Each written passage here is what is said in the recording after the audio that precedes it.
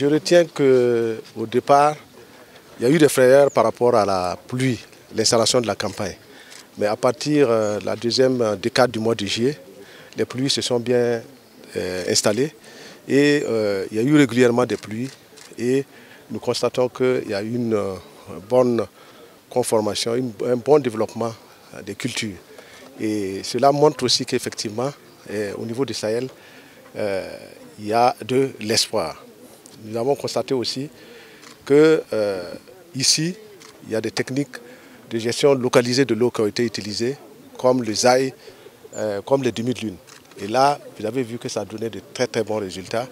Et nous pensons qu'avec ces producteurs modèles, ces producteurs qui ont développé des initiatives, c'est des modèles à vulgariser, c'est des modèles à faire en sorte que d'autres producteurs viennent s'en inspirer.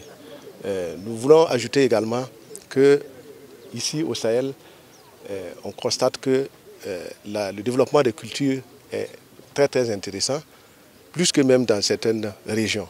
Et on s'est dit qu'en combinant ces différentes techniques, en suivant les itinéraires techniques donnés par les agents de l'agriculture, le Sahel peut vraiment contribuer fortement à l'atteinte de l'autosuffisance alimentaire du Burkina Faso. Les difficultés que les producteurs ont soulignées, c'est surtout au niveau de l'écoulement des semences, au niveau des producteurs sémenciers.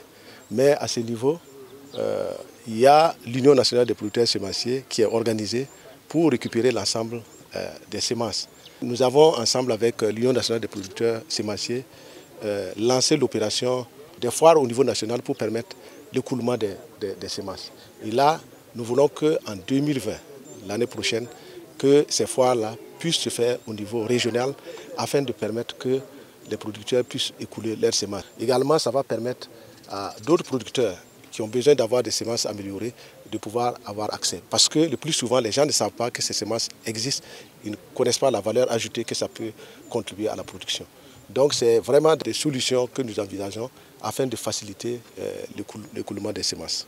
Par rapport au manque de matériel et de subventions, si nous prenons par exemple l'exemple au niveau de la ferme sémencière, il y a des infrastructures que les producteurs, la coopérative a bénéficié.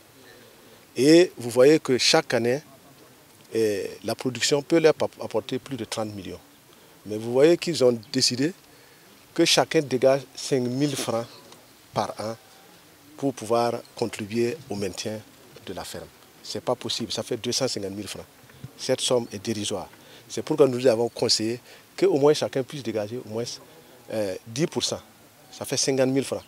Avec les 50 producteurs, ça fait 2 500 000. Ça peut contribuer à vraiment entretenir ces ouvrages. Parce que l'État a fait l'effort en leur cédant cette infrastructure et ça à eux de faire générer des sous afin de lui rendre dynamique, de permettre à son autofinancement. C'est ça qu'on les a dit, mais il ne doit pas attendre tout de l'État.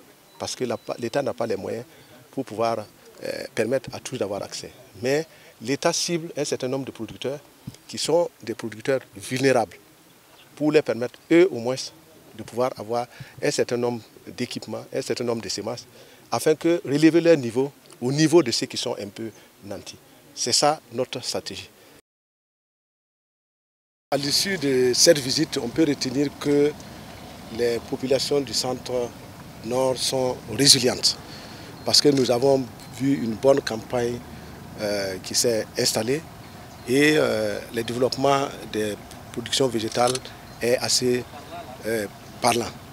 Nous voulons également dire que nous avons vu des champs qui sont très bien tenus, dont les itinéraires techniques sont respectés. Donc nous voulons également dire qu'au niveau du centre-nord, il y a de l'espoir parce qu'il y a une bonne pluviométrie qui s'est installée et cette pluviométrie est bien répartie.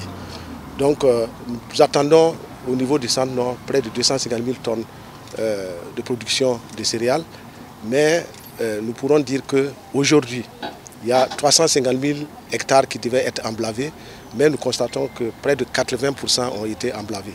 Ça veut dire qu'il y a de l'espoir pour que nous nous arrivons à atteindre les résultats escomptés. Au niveau des déplacés, nous avons pris des mesures pour que là où ils se sont installés, qu'avec les propriétaires terriens, ils puissent avoir des terres. Et nous avons aidé avec des intrants, nous avons aidé avec notamment de l'engrais, des semences et surtout des services de labour qui les ont permis de labourer et de semer des légumineuses telles que les niébés. Nous voulons qu'à la sortie de cette campagne agricole, que nous puissions mettre tous les mécanismes possibles pour lancer rapidement la campagne sèche et tenir compte de cette situation afin de corriger le retard et faire en sorte que la production puisse être atteinte. Pour les femmes, au niveau du ministère, nous sommes en train de travailler là-dessus. Et notre travail consiste à aménager, là où nous faisons des aménagements de bas-fonds, là où nous faisons des aménagements de périmètres irrigués, que 50% de ces terres, de ces parcelles soient attribuées aux femmes. Au moins, parce que dans certaines zones, jusqu'à 2/3 des parcelles sont revenues aux femmes. Mais il faut que des travaux de concertation, des travaux de négociation se fassent pour que les propriétaires terriens accordent ces terres et ensuite nous fassions les aménagements et permettre aux femmes de pouvoir accéder à ces parcelles. Mon message à l'encontre de tous les paysans du Sahel, du centre-nord, c'est vraiment de s'y mettre. C'est également appliquer les différentes techniques que les services d'agriculture leur donnent. Parce que l'agriculture, tant que nous suivons ces itinéraires techniques, ça va impacter sur notre production.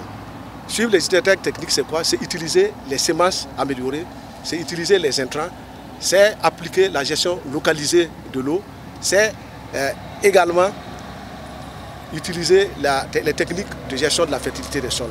Tous ces aspects concourent à améliorer la production, à faire en sorte qu'il y ait suffisamment de production dans les ménages.